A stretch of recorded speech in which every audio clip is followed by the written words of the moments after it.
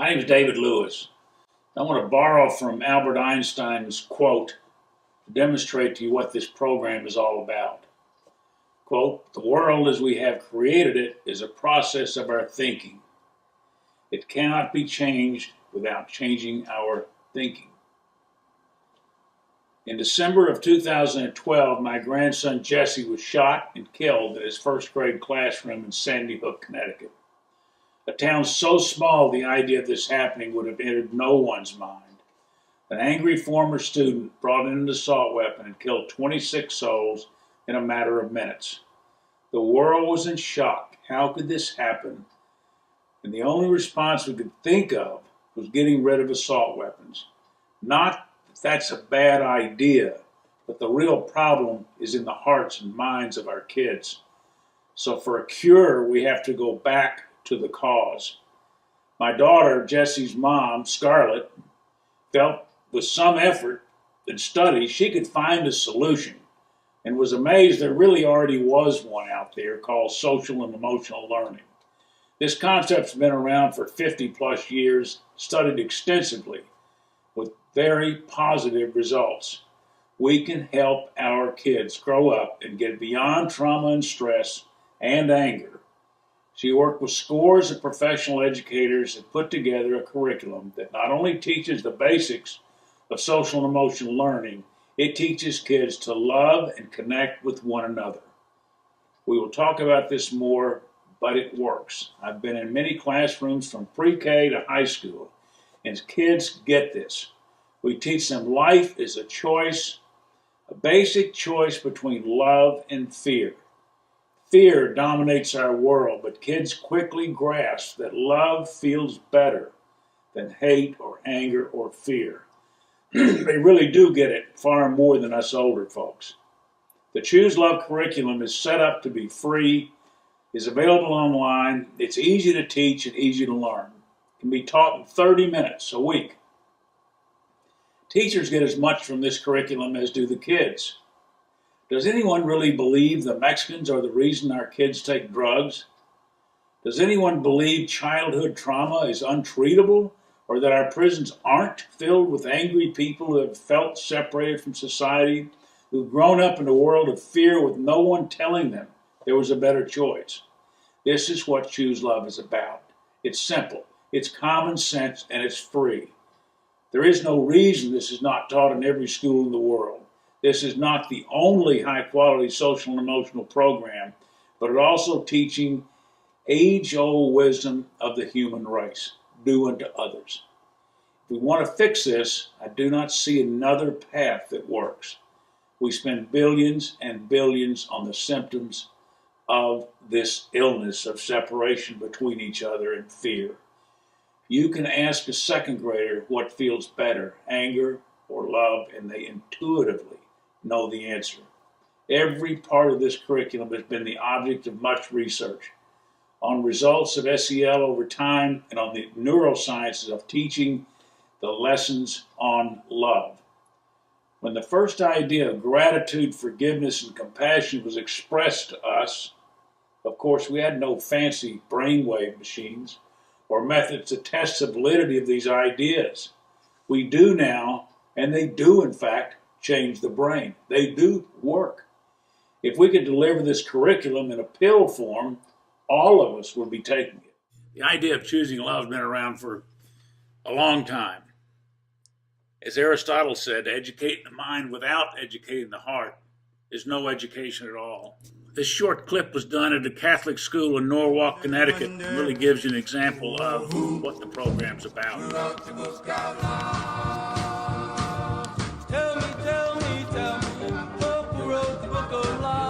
Today we're going to talk about ChooSELove, and we're going to talk about the last component. But first I want to review all the other components.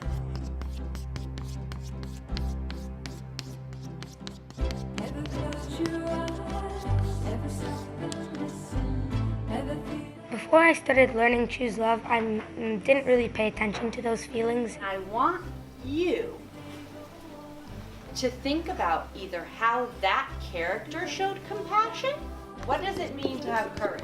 I think that courage has changed for me because instead of the knight in shining armor, I think that courage is more about helping other people, not just for yourself. Now that I know how to be courageous, I go up and speak in front of my class with no issues because I used to have a lot of trouble speaking up. ChooSELove has definitely made it easier to go to school. At the beginning of the year, the anxiety level was definitely, for me, at a 10. After ChooSELove, I feel like for me, the anxiety level was a lot lower and probably more at a 3. Raise your hand if ChooSELove is your favorite subject. Whose grades got better because ChooSELove? I do use ChooSELove at home because I feel like the hardest thing to do is to be civil with your siblings. And the message that my daughter gave to me about compassion, forgiveness, love, and how people belong just made me a better police officer, a better parent. Ever since I've learned ChooSELove, sometimes have fights at home, and then we just forgive each other and just move on. From bullying to drug abuse to suicide, I mean, all of these truly terrifying problems that we are anticipating as parents, all of that, I believe, could be just proactively mellowed out, disappeared, calm down, calm down as a result out the door. Yeah. I think it definitely helps me feel safer in school. Show me the forgiveness tree. Leaves on here, some don't have words on it. Can you point to your forgiving fingers? There's a heart in the middle. And here's our forgiving fingers. I truly believe in my heart, and as a police officer, okay, if these other schools and the other students open their hearts and mind to what the message Scarlett's sending. 1, 2, 3, 4, 5. Until my anger dies. Until my anger dies. If that person had a program that Scarlett is set up for these kids right now, that day never would have happened. 6, 7, 8, 9, 10. If I'm still mad, I'll count again. I feel safer because I don't think these people that I've learned ChooSELove with would ever do something like that.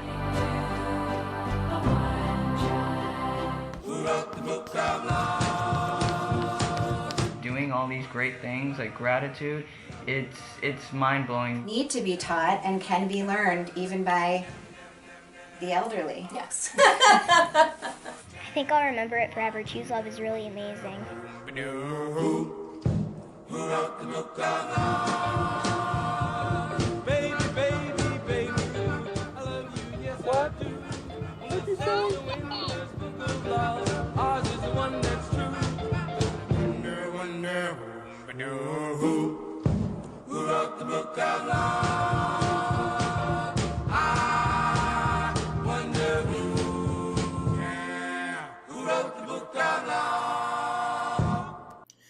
Governor Sununu of the state of New Hampshire recently instituted the ChooSELove curriculum for the entire state of New Hampshire as part of the New Hampshire School Safety Program. After Scarlett had shown him this program, he looked at her and he said, "Why wouldn't I do this?" Viktor Frankl, who wrote Man's Search for Meaning after World War II, was a psychiatrist and put in prison by the Germans in a concentration camp during World War II. He studied the men in the camp and which ones survived and which ones struggled and oftentimes did not. His formula tells us between stimulus and response there is a space. And in that space we can choose our response. And in that response lies our freedom. This concept is very similar to the idea that you can always respond in love. Some of the issues we face go without saying, but violence in schools is increasing in type and severity. 49.5% of our youth will have had a diagnosable mental illness by the time they're 18, mostly anxiety. That's from the Child Mind Institute. No wonder drug use is high. Trauma in schools has increased from 1 in 5 students 20 years ago to over 50% now. Reported bullying has increased even after we started reporting bullying. There are more suicides in the U.S. than murders. Substance abuse obviously is skyrocketing, despite our best efforts. So who's going to fix this? It hasn't been the government. It hasn't been the war on drugs. It hasn't been what we've been doing. We need to do something different. Who's going to fix it? We're going to fix it. We're the only ones that can fix our own problems. This is a solution. This is a method that will fix those problems. Blame is part of the problem, which we see every night on TV. We say to people, "You make me mad." What does that mean? It takes us out of the loop of being responsible for our own reaction. It's a big deal. It's changing the way we perceive things. Social and emotional learning is the number one way to have a safe school environment. Countless studies over the decades have shown this to be the case. SEL is the number one most proactive and preventative mental health initiative we have. After Sandy Hook, the state of Connecticut did an extensive 2-year study on why did this happen? How could it happen? How do we keep it from happening again? One of the 3 things they came up with was social and emotional learning must form an integral part of the curriculum from preschool through high school. It can help children identify and name feelings such as frustration, anger, and loneliness that potentially contribute to disruptive and self-destructive behavior. So what is this thing we're calling social and emotional learning? As defined by CASEL, which is the Collaborative for Social and Emotional Learning, we're teaching kids social awareness, self-management, self-awareness, responsible decision-making, and relationship skills. Daniel Goleman wrote the book, The Bible on Emotional Intelligence, first written in 1995. It's filled with facts and research about social and emotional learning, and I guarantee you cannot read that book without a thorough understanding of why every single child should be taught social and emotional learning. His research goes back into the 40s. It's not an easy read, but if you're interested in social emotional learning, it's filled with facts. The scientifically researched outcomes of social and emotional learning. Children that have access to SEL experience 11% improvement in academic performance, 22% improvement in social and emotional skills, 10% increase in higher education graduation rates, a 10% decrease in emotional distress, better classroom and school climate, increased positive relationships and connection, less stress and anxiety, less behavioral issues, and less bullying. There was a study done in late 2015 about the economic and public health implications of teaching social and emotional learning. For every $1 invested, there's an $11 net present value return to the community. Investing in social and emotional learning is basically a windfall for the government. And of course, the government is you and I. Almost all major companies are aware of the importance of emotional intelligence to an employee's eventual success. Google, who you would think would be IQ, values EQ or emotional intelligence over IQ. SEL can break the cycle of generational dysfunction as well. I'm not going to read this letter, but it's a note from Suzanne Knowles from the Arkansas Department of Education, head of counseling. It's a wonderfully positive note about the ChooSELove program and the fact that she has helped us spread this program in Arkansas. This note's from Todd Shields, who runs the Fulbright College at the University of Arkansas. He's saying one of his main problems is that he gets students who have the IQ but not the emotional intelligence to get through 4 years of school. And he seriously believes starting social and emotional learning in the earliest possible grade would make a major impact on that. Again, you can have these letters and read them if you want to, or stop this video. The motivation to do this came from my grandson, who wrote this note on the blackboard sometime before he went to school and died. And my daughter saw it and felt it was a message for her, for me, and for all of us. Nurturing, healing, love means compassion across all languages. In addition to the points of social and emotional learning, we teach a formula for choosing love, which consists of courage, gratitude, forgiveness, and compassion in action. Each one of these components has been studied and actually changes the brain if you practice them. You've probably heard of gratitude. Practicing gratitude makes a huge difference in your life, as does forgiveness, as does compassion, as does courage. So where did this curriculum come from and who created it? It was created by many different educators at many different levels who had taught social and emotional learning and these principles in their classrooms and had incredible success doing it. They, for the most part, volunteered to help us create this. I've been in classrooms and have been absolutely blown away at the results of this teaching this. Particularly in a class in Waterbury, Connecticut, of senior high school students who stood out far and above the entire rest of the school because they'd been taught to choose love. The results we've had from our surveys have basically been off the chart. 100% of the teachers said they'd seen an overall improvement in classroom climate.